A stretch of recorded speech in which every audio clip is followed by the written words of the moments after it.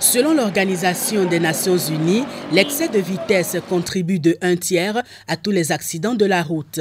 Au Bénin, malgré les nombreuses sensibilisations, le phénomène persiste. Il y a d'autres qui roulent de manière exagérée. Les très peu de panneaux de signalisation qui existent, certains ne les respectent pas. Parce que devant des écoles, malgré qu'il y a des panneaux de signalisation, il y a certains qui ne respectent pas.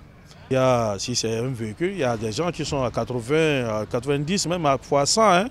Surtout que les routes qui sont nouvellement construites aujourd'hui, les voies 40 là, il faut qu'il y ait une sensibilisation.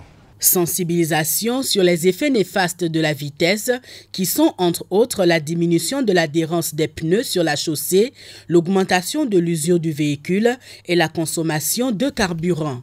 Si je suis à 100 km à l'heure, en 5 secondes, j'ai déjà fait plus de 80 mètres. Et si j'appuie maintenant sur la pédale à frein, il y a ce qu'on appelle la distance de freinage qui serait déjà de 100 mètres. L'obstacle ne pourra plus être évité. Le danger ne peut plus être évité.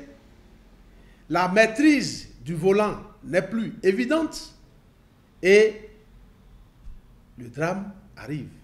À cela s'ajoute, selon les experts, la réduction du champ visuel.